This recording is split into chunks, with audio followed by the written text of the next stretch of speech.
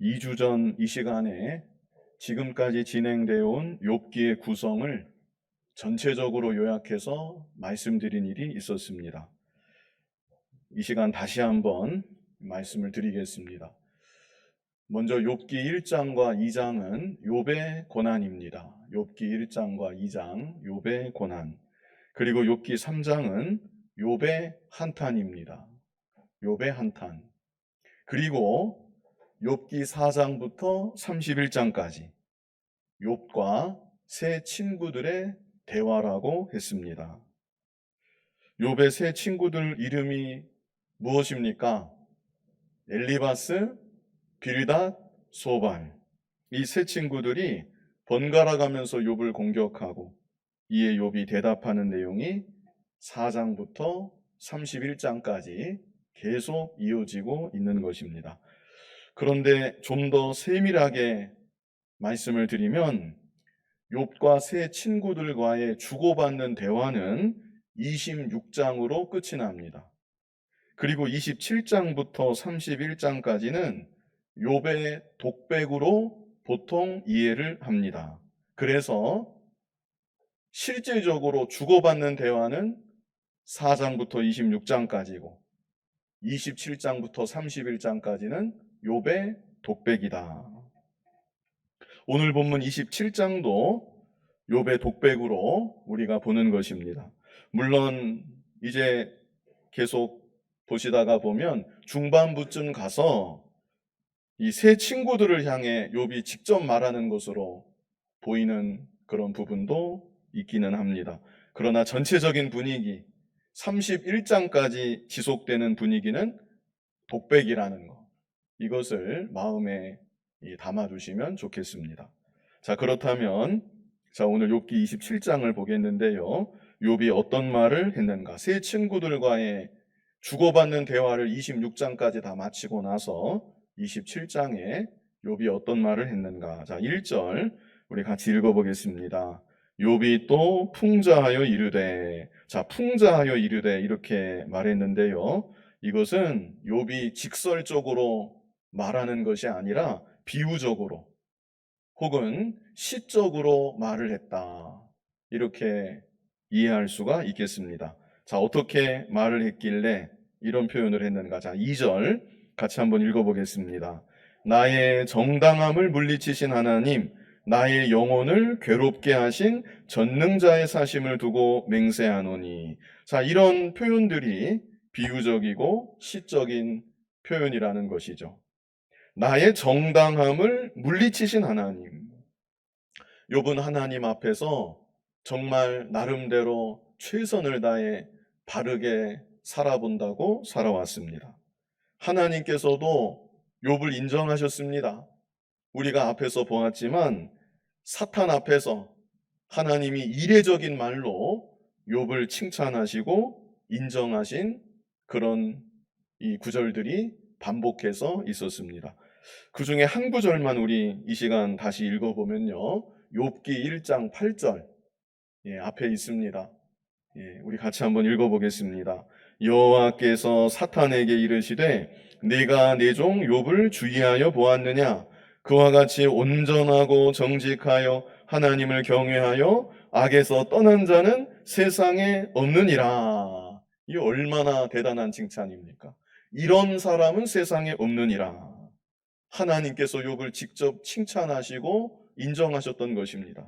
그런데 하나님께서는 이 말씀을 하신 직후에 말로 다할 수 없는 고난을 욥에게 허락하셨습니다. 그래서 나의 정당함을 물리치신 하나님, 마치 욥이 세상 사람들로부터 손가락질 당할 만한 그렇게 부패하고 부정한 사람인 것처럼 하나님이 나를 그렇게 만드셨다는 것입니다. 그리고 또 욥이 말하기를 나의 영혼을 괴롭게 하신, 그리고 하나님은 욥의 영혼을 괴롭게 하셨습니다. 우리가 앞에서도 보았지만 욥에게 있어서 최고의 괴로움은 육신적인 고통도 큰 고통이지만 왜 하나님께서 나에게 이런 고난을 주시는 걸까? 욥이 하나님께 아무리 기도하고 아무리 여쭈어 보아도 하나님이 아무 응답도 하지 않으신다는 것. 하나님이 아예 자기를 쳐다보지도 않고 외면하시는 것처럼 하나님과 영적인 단절을 경험하는 것. 그것이 욥이 경험하는 참 영적인 큰 괴로움이었습니다. 그래서 그렇게 나의 영혼을 괴롭게 하신 하나님이시라고 욥이 여기서 말하고 있는 것이죠. 그런데 놀라운 것은요, 바로 그 다음 구절입니다. 자, 2절을 처음부터 연결해서 다시 보면 나의 정당함을 물리치신 하나님, 나의 영혼을 괴롭게 하신, 그 다음에 뭐라고 합니까? 전능자의 사심을 두고 맹세하노니. 욥이 하나님을 향해서 어떤 하나님이라고 말하는 것입니까? 먼저는 전능하신 하나님. 그리고 또 어떤 하나님입니까? 살아계신 하나님. 이렇게 욥이 여전히 고백하고 있다는 것입니다. 하나님은 나의 정당함을 완전히 물리치시어 나를 비웃음 당하게 하셨고, 나를 정죄당하는 자리에 나락으로 떨어지게 하셨고, 그리고 나의 영혼을 괴롭게 하고 계시지만, 그럴지라도 하나님은 전능하신 하나님이십니다. 그럴지라도 하나님은 이제도 살아 역사하시는 하나님이십니다. 욥은 이렇게 흔들림 없이 굳게 믿고 고백하고 있는 것입니다. 얼마나 이 놀라운 신앙인지 모릅니다. 오늘날 우리들도요, 하나님이 나에게 어떤 일을 경험하게 하시든지 욥의 이 고백과 같이 그럴지라도 하나님은 전능하신 하나님이십니다. 그럴지라도 하나님은 이제도 살아 역사하시는 영광과 찬송을 받으시기에 합당한 하나님이십니다. 이렇게 변함없이 하나님을 믿고 신실하게 고백할 수 있는 그런 저와 여러분이 되었으면 좋겠습니다. 그리고 욥은 이런 하나님 앞에서 결연하게 믿음의 서약을 하고 있습니다. 자, 어떤 서약, 어떤 맹세를 하고 있는가? 자, 먼저 본문 3절 우리 같이 읽어보겠습니다. 나의 호흡이 아직 내 속에 완전히 있고 하나님의 숨결이 아직도 내 코에 있느니라. 자, 이 구절은 괄호 안에 있죠. 그래서 이것은 보충 설명하는 것입니다. 욥이 아직 살아있다. 숨이 붙어있다. 이렇게 보충 설명해 주는 것이고요. 2절에서 4절로 연결이 되는 것입니다. 3절을 안 읽고 2절에서 4절로 바로 가면 이 문장이 연결이 됩니다. 3절은 보충 설명이라는 거. 그래서 어떤 서약, 어떤 맹세를 하고 있는가? 자, 본문 4절입니다. 우리 같이 한번 읽어보겠습니다. 결코 내 입술이 불의를 말하지 아니하며 내 혀가 거짓을 말하지 아니하리라. 자, 이 구절을 잘 보셔야 됩니다. 이 구절이 무슨 의미인가? 일반적으로 생각하면 내가 입술로 범죄하지 않겠다. 이런 다짐과 결단으로도 물론 우리가 일반적으로 이해할 수 있습니다. 그러나 전체적인 문맥을 통해 이 구절을 보아야 합니다. 전체적인 문맥을 볼 때 욥의 세 친구들은 욥을 향해 너는 죄인이다. 너는 죄인임에 분명하다. 그러니까 하나님께서 너에게 이렇게 큰 형벌을 주신 거 아니냐? 어서 너의 죄를 자백해라. 네가 죄인이라고 인정해라. 세 친구들은 사상부터 이제까지 계속 그렇게 욥을 몰아치고 있는 것입니다. 그래서 욥은 이런 친구들과의 대화를 마치고 나서 혼자 독백처럼 혼잣말로 말하는 것이 너희는 나를 그렇게 죄인이라고 몰아붙이고 어서 너의 죄를 자백하라고 너는 죄인이라고 인정하라고 그렇게 말하고 있지만 결코 내 입술이 불의를 말하지 아니할 것이다. 이 말이 무슨 뜻인가? 이것은 다시 말해서 내 입술로 너희 말이 맞다고 말하지 않을 것이다. 이런 의미입니다. 내가 짓지도 않은 죄를 지었다고 그렇게 자백하지는 않을 것이다. 이런 의미입니다. 너무나 힘들고 친구들에게 연속적으로 시달리고 있는데 몸과 마음이 지친 나머지 욥이 자포자기하는 심정으로 그래 너희 말이 다 맞다고 치자. 자기도 너무 힘드니까 지금 그냥 그렇게 말하고 넘어갈 수도 있겠는데 욥은 결코 그렇게 하지 않겠다고 스스로 다짐하고 있는 것입니다. 자, 그래서 이어지는 5절 상반절에 여기 뭐라고 말하고 있습니까? 나는 결코 너희를 옳다 하지 아니하겠고. 자, 4절의 뜻이 여기 5절 상반절에 있는 것입니다. 그리고 중요한 것은 후반절에 뭐라고 합니까? 내가 죽기 전에는 나의 온전함을 버리지 아니할 것이라. 지금까지도 나는 너희 생각과는 달리 최선을 다해 바르게 살아왔었고 앞으로도 나는 죽기까지 하나님 앞에 온전한 모습으로 살아가기를 힘쓰겠다.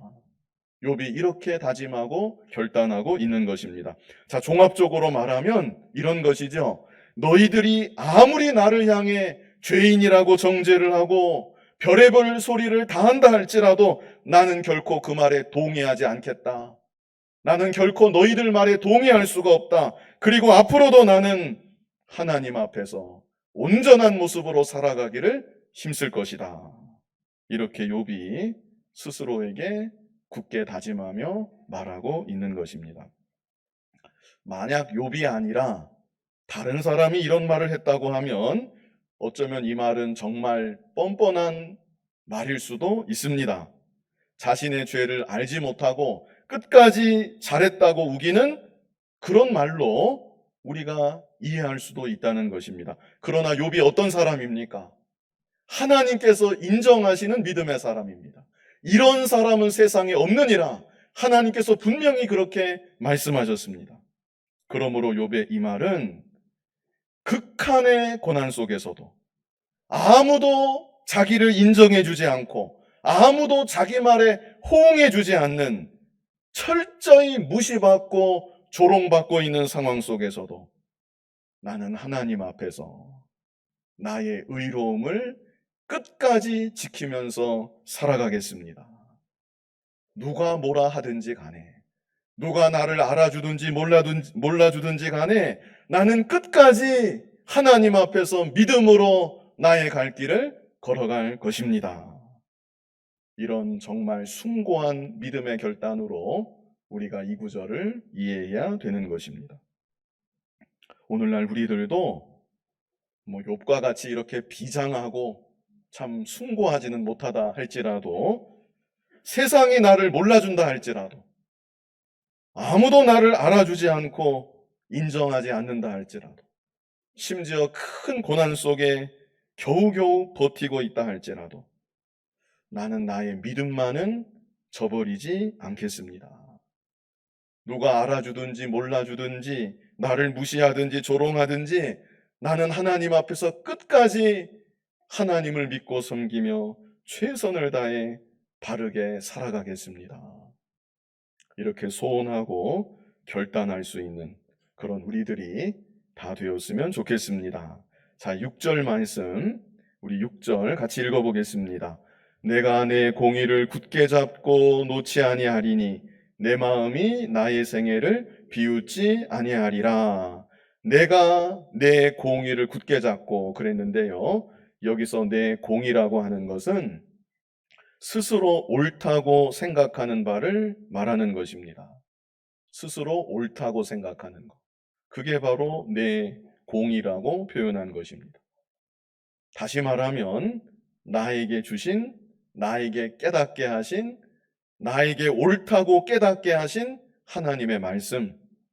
나는 그 말씀을 굳게 잡고 살아가겠습니다. 이런 결단인 것이죠. 그리고 또 말하기를 내 마음이 나의 생애를 비웃지 아니하리라. 이건 무슨 뜻일까요? 참 시적인 표현인데 내 마음이 나의 생애를 비웃지 아니하리라. 무슨 뜻인 것 같습니까? 자, 쉽게 말하면 양심의 가책이 되는 그런 삶을 나는 살아가지 않겠다고 그렇게 다짐하고 결단하고 있는 것이죠. 자, 이어서 7절, 우리 7절 같이 읽어보겠습니다. 나의 원수는 악인같이 되고 일어나 나를 치는 자는 불의한 자같이 되기를 원하노라. 자, 이 말의 의미는 나의 원수는 악인의 결말과 같이 되고 나를 치는 자는 불의한 자의 결말과 같이 되기를 원하노라. 이런 의미입니다. 이제 계속 뒤에 나오는 구절들이 악인의 결말에 대해서 말씀하고 있습니다. 나의 원수가 그렇게 되기를, 나를 치는 자가 그렇게 되기를 원하노라. 이렇게 욥이 말하고 있는 것이죠. 자, 말씀드린 대로 욥기 27장부터 31장까지는 독백이라고 했습니다. 그러므로 이 구절도 욥이 친구들을 바라보고 친구들을 향해서 겨냥해서 한 말이라기보다 세상의 악한 사람들, 이 불특정한 부류들을 생각하면서 하나님의 공의가 마침내 나타나기를 바라는 그런 마음의 표현으로 우리가 이해할 수 있겠습니다. 자, 8절 같이 한번 읽어보겠습니다.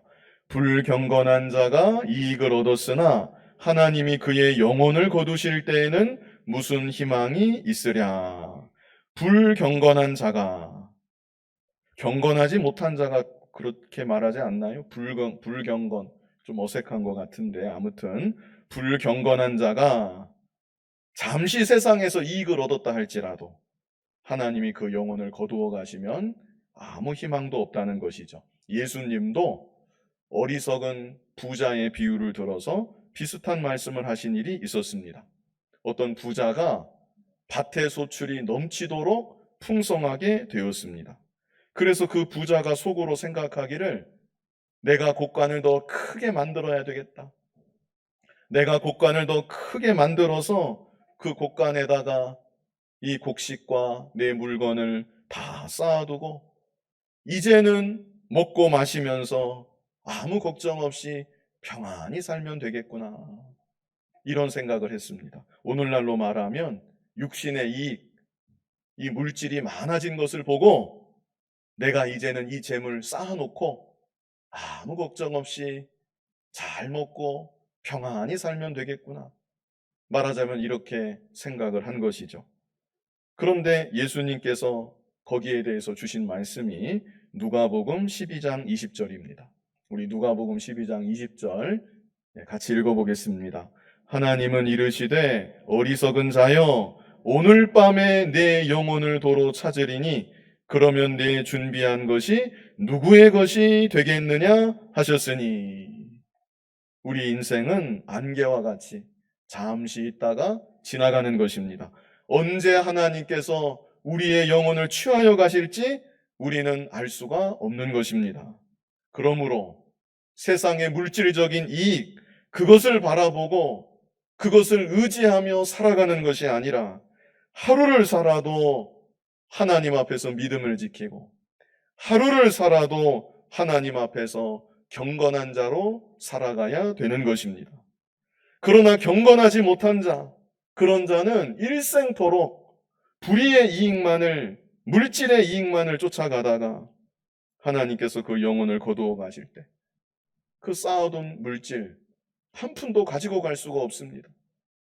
물질은 다 허망하게 아무것도 가지고 갈 수 없는 것이고 또 하나님 없이 살았으니 그 영혼도 영원토록 형벌을 받는 허망하고 가련한 인생이 되고 만다는 것입니다. 자, 9절 말씀, 9절에는 또 뭐라고 했습니까? 우리 같이 읽어보겠습니다. 환난이 그에게 닥칠 때에 하나님이 어찌 그의 부르짖음을 들으시랴. 죽어서만이 아니라는 것입니다. 죽어서만 아무것도 가지고 가지 못하는, 물질적으로도 그렇고 영적으로도 그렇고 아무것도 남지 않는 허망한 인생이 죽어서만 되는 것이 아니라 이 땅을 살아가는 동안에도 육신만 바라보며 하나님 없이 살아가는 자, 환난을 만나서 하나님께 다급하게 부르짖어도 하나님께서 그 기도를 들어주지 아니하신다는 것입니다. 이것은 다른 말로 회개하지 않는다는 의미입니다. 회개하지 않는다. 하나님께서 기도를 들어주지 아니하신다. 그것보다 이 사람이 회개하지 않는다. 이것을 우리 입장에서는 오히려 의미하고 있다고 그렇게 생각할 수 있습니다.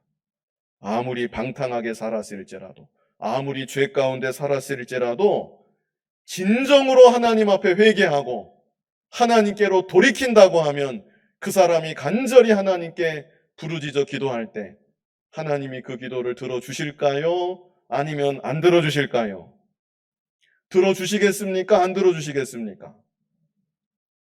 자기의 지난날의 죄를 회개하면서 하나님께 돌이켜서 간절히 기도할 때 하나님이 그 기도를 들어주실까요? 안 들어주실까요? 들어주시는 것입니다. 하나님이 반드시 그 사람의 기도를 들어주십니다. 그러나 본문에서 말하는 이 사람은 회개하지 않고 하나님께로 돌이키지 않고 그저 환난을 만나서 살려달라고만 그렇게 매달리기 때문에 하나님께서 그 기도를 들어주지 아니하신다. 이게 바로 악인의 모습이라는 것입니다. 살아가는 동안에도 하나님의 긍휼을 받지 못하고 죽은 다음에는 아무것도 남지 않은 허망한 인생이다. 이것을 말하고 있는 것이죠. 자, 그래서 10절 우리 같이 한번 읽어보겠습니다. 그가 어찌 전능자를 기뻐하겠느냐? 항상 하나님께 부르짖겠느냐? 그래서 이런 사람은 하나님을 기뻐하는 참된 신자는 될 수 없다. 하나님께 항상 부르짖어 기도하는 참된 신자는 될 수 없다. 이것을 말하고 있는 것이죠. 자, 이제 11절부터 마지막 절까지 다시 한번 악인의 최종적인 결말에 대해서 욥이 구구절절 말하고 있습니다. 자, 이것을 통해서 무엇을 알 수 있는가? 지금 욥은 자기 자신이 이해할 수 없는 극한의 고난을 경험하고 있습니다. 그리고 자기보다 의롭지 못한 자가 오히려 자기를 비웃고 조롱하는 그런 일을 욥은 당하고 있습니다. 그러나 그럴지라도 욥은 하나님은 이제도 살아계시사 때가 되면 하나님의 공의를 반드시 이루실 것이다. 이것을 굳게 믿고 바라보고 있다는 것을 우리에게 알게 하여 주는 것입니다. 자, 11절로 12절 같이 한번 읽어보겠습니다. 하나님의 솜씨를 내가 너희에게 가르칠 것이요 전능자에게 있는 것을 내가 숨기지 아니하리라. 너희가 다 이것을 보았거늘 어찌하여 그토록 무익한 사람이 되었는고. 자, 바로 이 부분입니다. 욥이 세 친구들을 향해 말을 하는 것으로 보이기도 하는데요. 앞에서 제가 언급한 대로 27장에서 31장까지 전체적인 어조는 독백이라는 것. 이것을 우리가 생각해 볼 필요가 있고요. 자, 13절 말씀 같이 읽어보겠습니다. 악인이 하나님께 얻을 분깃, 포악자가 전능자에게서 받을 산업은 이것이라. 자, 최종적인 결말을 이제 말하려는 것이죠. 자, 어떤 결말이 기다리고 있는가? 자, 14절 같이 읽어보겠습니다. 그의 자손은 번성하여도 칼을 위함이요 그의 후손은 음식물로 배부르지 못할 것이며. 악인이 번성한다 할지라도 그 당대만 번성하는 것이 아니라 자손까지 번성한다 할지라도 결국에는 칼에 의해서 망하고 말 것이다. 이것을 지금 말하고 있습니다. 그뿐 아니라 그의 후손은 음식물로 배부르지 못할 것이다. 악인의 후손은 먹을 것이 없어서 결국에는 배부르지 못하게 될 것이다. 이렇게 말하고 있습니다. 자, 15절 같이 읽어보겠습니다. 그 남은 자들은 죽음의 병이 돌 때에 묻히리니 그들의 과부들이 울지 못할 것이며. 이렇게 칼에 의해서 망하고 굶주리고 이런 끝에도 살아남은 그런 후손들이 있을 것입니다. 재앙 끝에 살아남은 악인의 후손들. 그들은 어떻게 됩니까? 죽음의 병이 돌 때에 묻히리니 병에 걸려서 전염병에 걸려서 죽게 될 것이다. 그리고 그 아내들 말하자면 이 과부가 된 것이죠. 그 아내들은 울지 못할 것이다. 남편이 죽었는데 왜 울지 못할까요? 남편이 죽게 된 것도 슬픈 일이지만 그보다 더 슬픈 일들, 다급한 일들이 줄지어서 연이어서 닥치기 때문에 슬퍼할 겨를도 없다. 울 겨를도 없다. 이것을 의미하고 있는 것입니다. 가령 전쟁 중에 어린 자식 안고 남편과 도망을 가는데 남편이 그만 죽었습니다. 그렇다고 그 자리에서 울고 불고 슬퍼할 겨를이 없는 것입니다. 당장 어린 자식과 함께 도망가야 되고 살아남아야만 되기 때문에 슬퍼할 수 없는 것입니다. 울 겨를도 없는 것입니다. 그와 같이 악인들에게는 결국에는 이렇게 슬픔의 일들이 연속해서 닥치고 만다. 이것을 말씀해주고 있는 것입니다.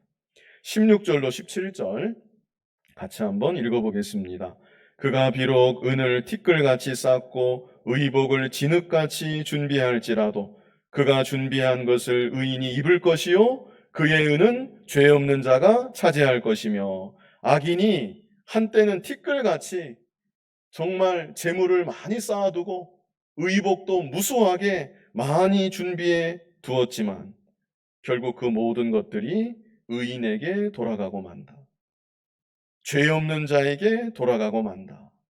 하나님의 공의가 마침내 실현이 되어서 이렇게 될 날이 반드시 온다. 이것을 말씀하고 있는 것입니다. 18절 말씀 같이 읽어보겠습니다. 그가 지은 집은 좀의 집 같고 파수꾼의 초막 같을 것이며 악인이 집을 견고하게 짓고 화려하게 아름답게 짓는다 할지라도 그 집은 하나님이 보실 때 좀의 집과 같다. 속절없이 무너지고 만다는 것입니다. 파수꾼의 초막과 같다. 하나님께서 손대시면 순식간에 다 무너지고 사라지고 만다. 이것을 말씀하고 있는 것입니다. 오늘날 우리들도 어떤 면에서는 다 집을 짓고 있는 사람들입니다. 예수 그리스도의 터 위에 자기 나름대로 믿음의 집을 지어가고 있는 것입니다.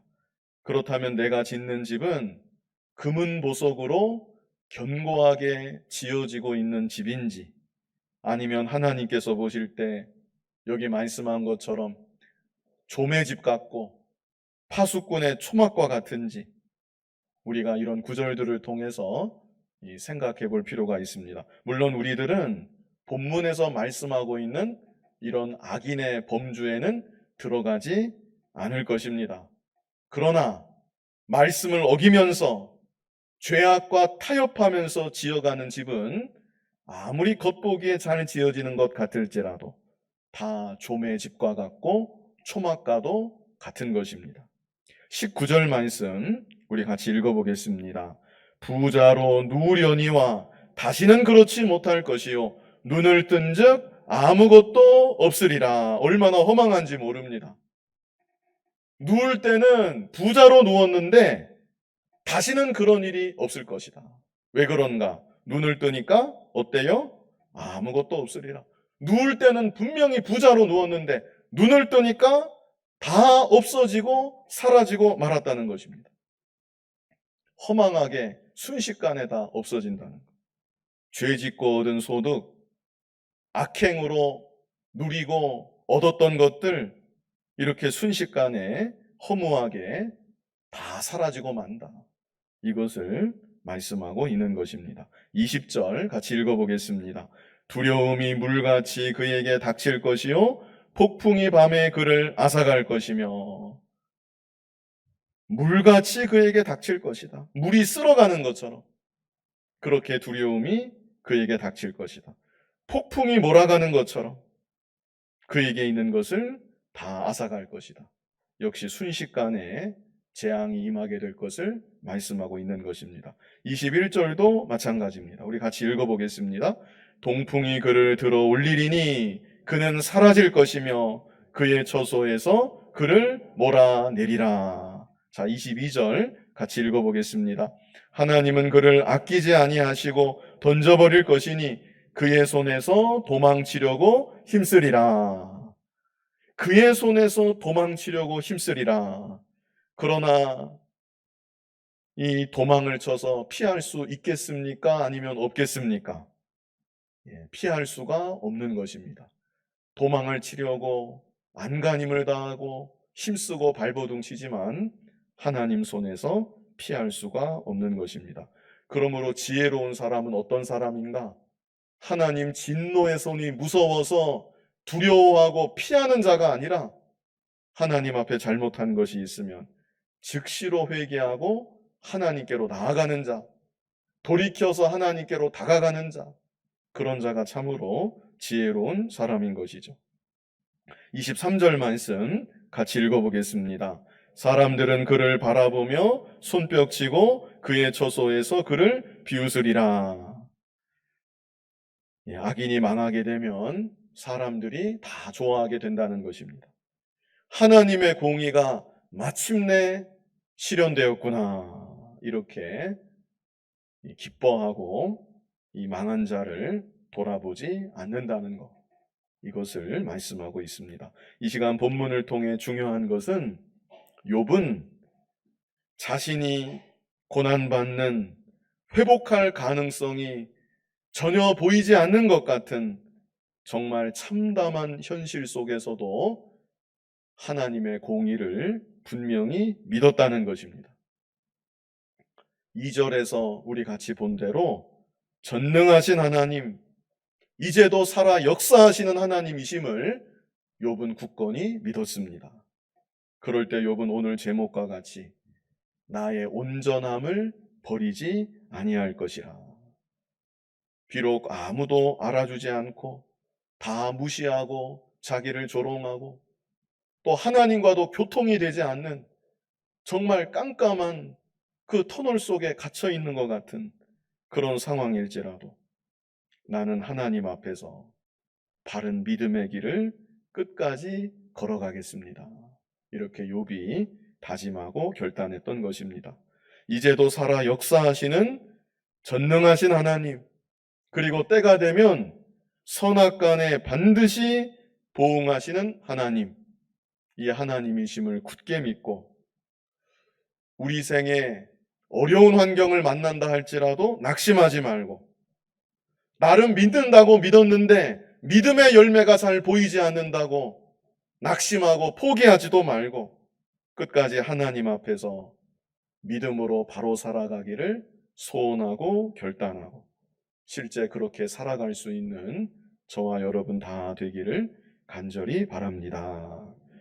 거룩하신 아버지 하나님, 욥은 친구들로부터 끊임없이 무시받고 조롱받는 상황 속에서도 또 극심한 육신의 고난, 영적인 고난 속에서도 전능하신 하나님이심을 변함없이 믿었고 이제도 살아 역사하시사 때가 되면 공의를 실현하시는 하나님이심을 굳게 믿었다고 했습니다. 그럴 때 욥은 나는 나의 온전함을 죽기 전에는 버리지 아니할 것이라 이렇게 다짐하고 결단했는데, 아버지 하나님, 우리에게도 믿음을 더하여 주시고 또한 견고한 흔들리지 않는 심지를 허락하여 주셔서 이 세상 살아가는 동안 크고 작은 고난들이 있을지라도 실망할 만한, 낙심할 만한 그런 일을 포기하고 싶은, 주저앉고 싶은 그런 일들을 경험할지라도 신실하신 하나님, 공의의 하나님, 선악간에 보응하시는 하나님이심을 굳게 믿고 하나님 앞에서 끝까지 믿음으로 나아가기를 결단하고 믿음으로 살아가는 우리들 모두가 되게 하여 주시옵소서. 예수님 이름으로 기도하옵나이다. 아멘.